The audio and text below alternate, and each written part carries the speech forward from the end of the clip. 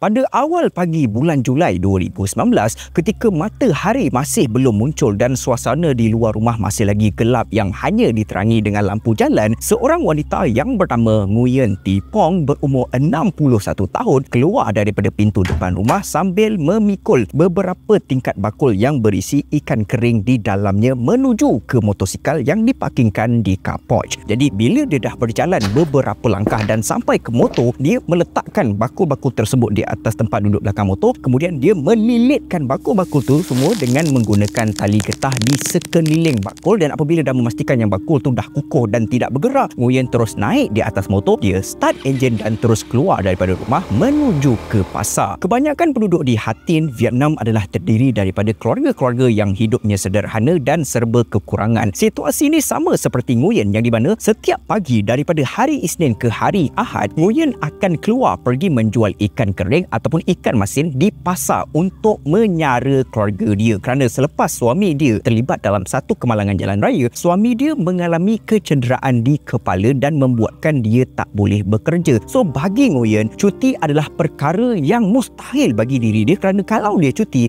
duit takkan masuk, sebab walaupun dia menjual ikan kering setiap hari, hasil penjualan tidaklah begitu banyak cukup untuk menampung membeli barang-barang dapur dan juga membayar hutang.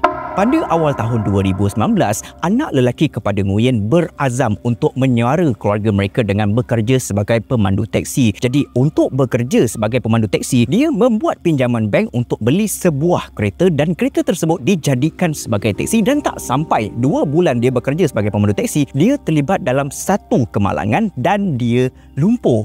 Dia tak boleh bergerak, dia tak boleh bekerja dan dia tak boleh bayar hutang teksi tu. Maka hutang tersebut terpaksa dibayar oleh Nguyen, and for that reason Nguyen memang tak boleh cuti walaupun dia sendiri yang sakit, guys. Jadi pada penghujung bulan Julai 2019, ketika Nguyen baru je pulang daripada pasar, dia menunggang motosikal dia masuk ke dalam car porch, and then dia turun daripada motor, dia berjalan untuk beberapa langkah ke pintu rumah, and tangan dia terus pulas tombol pintu untuk membuka pintu rumah, guys. Apabila pintu sudah terbuka dengan luas, Nguyen tercengang. Mata dia terbuka dengan besar dan air mata mula jatuh berjurai mengalir di pipi. Dia menangis sebab dekat dalam rumah dia sekarang ni ada anak perempuan dia yang bernama Tramai yang dah tak balik ke rumah selama 3 tahun. Bila Tramai dengar pintu dibuka, dan bila dia tengok muka mak dia menangis dekat depan pintu, dia terus berlari ke arah mak dia, dia terus peluk mak dia, air mata berjurai mengalir di pipi. Dia terus jadi sebab gila sebab dia tahu mak dia sekarang ni tengah memikul beban yang sangat berat di bahu, guys. So ketika mereka berpelukan, Tramai terus cakap dekat telinga mak dia, "Mak, jangan risau, Tramai dah balik, Tramai akan tolong mak." Jadi mereka duduk, mereka berporak, mereka bercerita tentang bermacam-macam perkara. So pada keesokan paginya, Tramai terus menolong mak dia menjual ikan kering di pasar, dan apabila sudah pulang ke rumah pada sebelah petang, dia keluar ke pekan untuk mencari kerja. Tapi tak berjaya.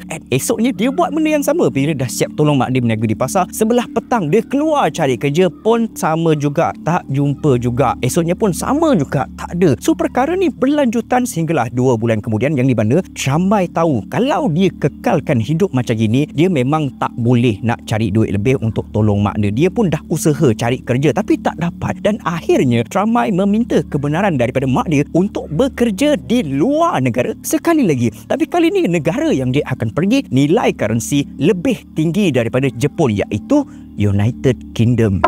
Pada awalnya, mak dia memang tak bagi sebab terlalu jauh ke barat. Tapi selepas mak dia meminta pendapat daripada keluarga dan rakan-rakan di sekitar dia, mak dia terus setuju. Sebab boleh dikatakan ramai orang-orang Vietnam bekerja di UK, and mereka berjaya membina kehidupan yang baru dekat sana dan berjaya untuk menghantar duit ke kampung. So mak Tramai iaitu Nguyen tahu keputusan untuk menghantar Tramai ke UK adalah satu keputusan yang sangat besar yang dia perlu buat, sebab dia perlu menghadapi satu masalah yang sangat besar juga, iaitu duit. Setelah berjumpa dengan agensi pekerjaan, mereka mengatakan kos perjalanan untuk ke UK adalah sebanyak 170,000, dan sekarang mereka hanya ada 70,000 sahaja hasil daripada simpanan Tramai dan juga simpanan Nguyen. Jadi Nguyen terpaksa membuat pinjaman bank, membuat cagaran rumah, membuat cagaran tanah, dan semua collection yang dikumpulkan tu dia kumpulkan dan berikan kepada agensi pekerjaan, yang di mana pakej 170,000 tersebut adalah pakej package VIP. Tramai akan naik kapal terbang dan bila dah sampai dekat UK, dia akan naik kereta untuk ke tempat yang telah disediakan. It's a very VIP punya package guys. Niat Nguyen at that time, dia hanya nak berikan kehidupan yang baik kepada anak dia. Sebab bila Tramai dah cuba untuk cari kerja, still tak dapat juga. And that is why dia sanggup buat loan, dia sanggup jaga rumah dia, dia sanggup jaga tanah dia, dan ditambah pula Nguyen yakin yang anak dia akan mampu untuk membayar semua hutang-hutang tersebut selepas bekerja di UK nanti. Sebab dia pernah buat benda yang sama ketika anak dia nak pergi bekerja di Jepun. Pada masa tu guys, Nguyen buat pinjaman bank atas nama dia sebanyak 200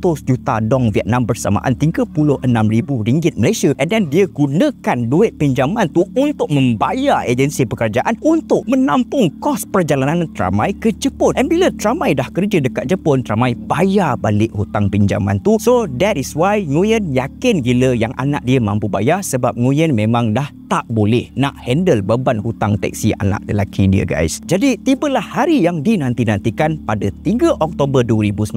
Tramai bersama-sama dengan beg galas yang dipikul di bahu berdiri di hadapan rumah bersama-sama dengan mak dan ayah dia yang sakit di situ. Mak dan ayahnya kerap kali memberi nasihat supaya Tramai jaga diri baik-baik dekat sana. Jangan sombong dekat tempat orang, jangan malu-malu nak tanya dengan orang. And apabila mereka sedang rancak berbual, sebuah kereta daripada pihak agensi pekerjaan berhenti di hadapan rumah mereka. Tramai peluk, cium mak dan ayah dia buat kali yang terakhir sebelum bergerak, dan dia terus masuk ke dalam kereta tersebut dan mereka terus bergerak guys. Jadi sepanjang perjalanan tersebut, Tramai tak pernah lekang daripada telefon dia, yang di mana apabila dia dah sampai di setiap checkpoint, dia akan WhatsApp mak dia, dia akan inform kepada mak dia yang dia dah sampai dekat mana. Sebagai seorang mak yang sangat sayangkan anak dia, dia memang akan tunggu, dia memang akan pegang telefon dekat tangan dia untuk menunggu WhatsApp daripada anak dia, sebab dia risau ini adalah perjalanan yang jauh. So selepas menunggu selama 5 jam, akhirnya WhatsApp message yang pertama masuk daripada Tramai. Mak, Tramai dah sampai dekat Hanoi. Ni kejap lagi nak uruskan beberapa hal documentation, and then esok baru bertolak ke China. So bila dapat message tu, hati Nguyen pun ada rasa lega sikit lah, tapi dia tetap risau juga guys. And then pada keesokan harinya sebelum bertolak, dapat lagi satu message. Mak, Tramai dah on the way ke China ni. Hati Nguyen lega lagi. And then selepas beberapa jam kemudian, dapat satu lagi message. Mak, Tramai dah sampai dekat China. Dekat sini diorang standby tempat tidur yang selesa, and dekat sini kita orang akan stay selama 10 hari untuk settlekan beberapa documentation. And then start from there, setiap hari Tramai akan update dekat mak dia. And bila mak dia dapat message daripada Tramai, Tramai bagi tahu yang semuanya berjalan dengan baik, berjalan dengan lancar, tak ada apa yang perlu dirisaukan. Mak dia punya hati pun semakin hari semakin lega, and sampaikan pada satu tahap tu mak dia tak pegang handphone sangat dah. Macam sebelum ni, kalau tak asyik pegang handphone je kat tangan sebab risau. So sekarang ni tahap kerisauan mak dia dah semakin berkurang sebab dia dah percaya yang Tramai akan sampai dekat sana dengan selamat. So pada 23 Oktober ketika Nguyen sedang bekerja di pasar, dia baru teringat nak WhatsApp anak dia untuk tanya perjalanan anak dia dah sampai mana. And bila dia tarik keluar handphone dia daripada dalam sling bag dia, dia tarik, and bila dia tengok notification dekat screen, ada 9 message daripada Tramai. Dan bila dia unlock the phone dan buka message tu, dia menangis. Mesej tersebut dihantar pada pukul 4.28 pagi 23 Oktober 2019 waktu Vietnam, yang di mana ianya berbunyi, Mak, saya minta maaf sangat mak, perjalanan saya ke luar negara tak berjaya. Mak, saya sayang sangat dekat mak dan ayah. Saya dah nak mati sebab saya tak dapat bernafas. Mak, saya minta maaf mak. Selepas Nguyen baca, dia terus call Tramai tapi tak diangkat. Dia cuba juga call agensi pekerjaan, diorang pun tak angkat. And dia tak cakap banyak, dia terus minta tolong kawan-kawan dia dekat pasar untuk tolong search dekat Google untuk tengok news artikel ada benda yang berlaku dekat UK ke. And yes, ada satu berita mengejutkan berkenaan penemuan sebuah kontena di Essex di UK, yang di mana dekat dalam kontena tu ada 39 mayat bergelimpangan. Hati Nguyen dah tak sedap. Dia terus terduduk, dia terus menangis, air mata dia bercurai jatuh membasahi pipi. And selepas beberapa hari kemudian, polis mengesahkan Tramai dijumpai di dalam kontena tidak bernyawa. So, untuk memahami apa yang berlaku sekarang ni, kita perlu flashback pada hari Tramai bertolak, yang di mana agensi pekerjaan yang Tramai bayar tu adalah sindiket penyeludupan manusia.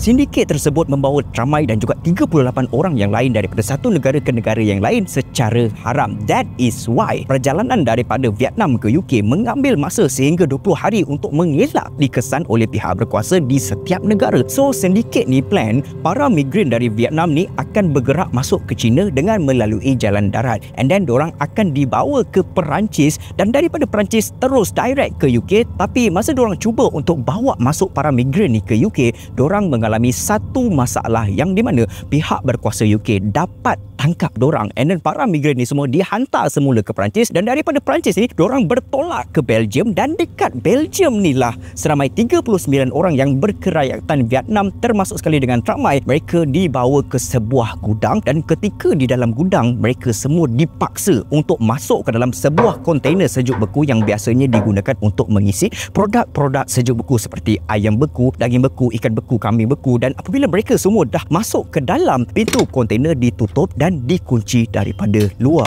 Berdasarkan pengalaman Carol bekerja di pelabuhan selama 7 tahun, dan Carol sendiri dah masuk beribu-ribu jenis kontainer termasuk kontainer jenis sejuk beku yang digunakan oleh mereka, memang tak ada kontainer yang boleh buka daripada dalam kecuali ianya telah diubah sesuai ataupun high security containers yang digunakan oleh tentera, polis dan juga organisasi tertentu. Jadi setelah pintu dikunci, kontainer dinaikkan ke atas trailer, and then lori pun tarik pergi ke pelabuhan Zeebrugge, dan dari situ kontainer tersebut diangkat dan dimasukkan ke dalam sebuah feri, dan feri itu terus bergerak ke UK. Setelah tiba di Purfleet Essex di UK, seorang pemandu lori yang bernama Maurice Robinson, dia ditugaskan untuk bawa kontainer itu pergi ke tempat yang telah ditetapkan oleh bos dia. And sebelum dia mengangkat kontainer tersebut, dia telah mendapat satu arahan daripada bos dia bahawa apabila dia dah letak kontainer tu dekat belakang lori dia, dia kena cari satu tempat yang tak ada orang tahu, tempat yang lain clear, tempat yang tak ada CCTV, dan dekat situ bos dia suruh buka pintu kontainer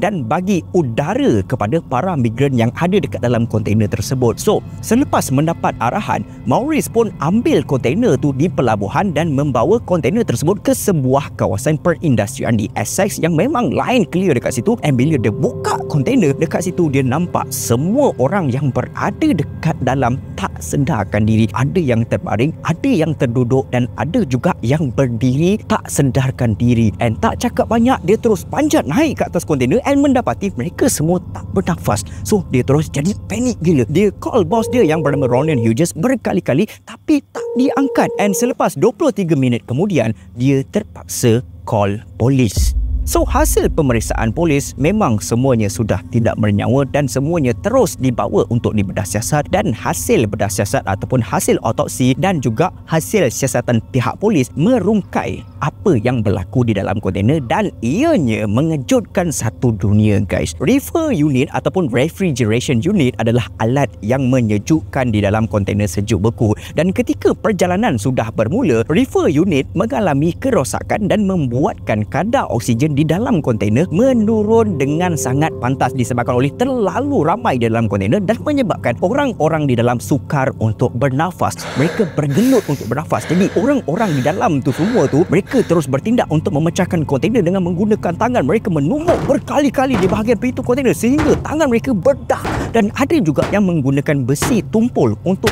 menepuk dinding kontainer tapi tetap juga tak berjaya. So apabila mereka semua dah mula panik, apabila mereka menumbuk, apabila mereka memukul dinding kontainer, mereka menjerit akibat panik yang melampau. Ianya menyebabkan oksigen di dalam kontainer habis dengan lebih cepat, dan dalam pada masa yang sama, karbon dioksida ataupun karbon dioksida semakin meningkat memenuhi ruang tertutup tu, dan ditambah sekali dengan suhu semakin meningkat sehingga 38.5 darjah Celsius. Perkara tu mengakibatkan mereka mengalami asphyxia dan hyperthermia. Asphyxia adalah lemas akibat kekurangan oksigen dan peningkatan karbon dioksida di dalam darah, manakala hyperthermia adalah kepanasan melampau ataupun stroke haba. Dan ketika mereka ditemui, ada di antara mereka yang separuh bogil untuk cuba menyejukkan badan mereka.